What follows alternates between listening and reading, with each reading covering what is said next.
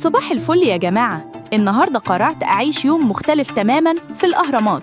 الجو حلو والشمس طالعة ومستنية أشوف المنظر اللي محدش بيتعود عليه مهما شافه. بصوا الجمال ده يا جماعة، كل مرة بشوف الأهرامات بحس إني بشوفهم لأول مرة. عظمة بجد.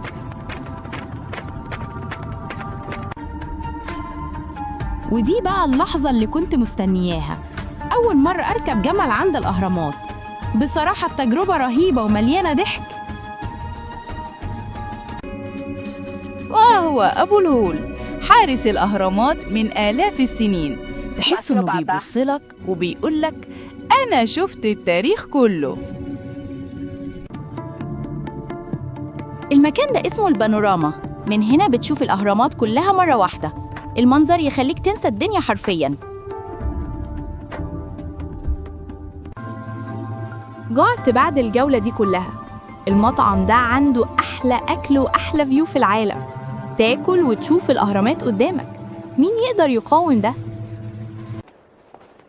دخلت دلوقتي المتحف المصري الكبير، والمكان ده خرافي. كل تفصيلة فيه بتحكي جزء من حضارتنا العظيمة. بعد الحر ده لازم حاجة ساقعة. جبت عصير كركديه ساقع تحفة. المصريين عارفين يبردوا الجو إزاي. الغروب هنا ملوش مثيل، كل حاجة بتسكت والشمس وهي نازلة بتخلي المنظر كله ذهب. لحظة كده تهدي القلب. يومي عند الأهرامات خلص، بس الذكريات دي هتفضل معايا طول العمر. مصر مش بس تاريخ، دي روح وجمال ملوش نهاية.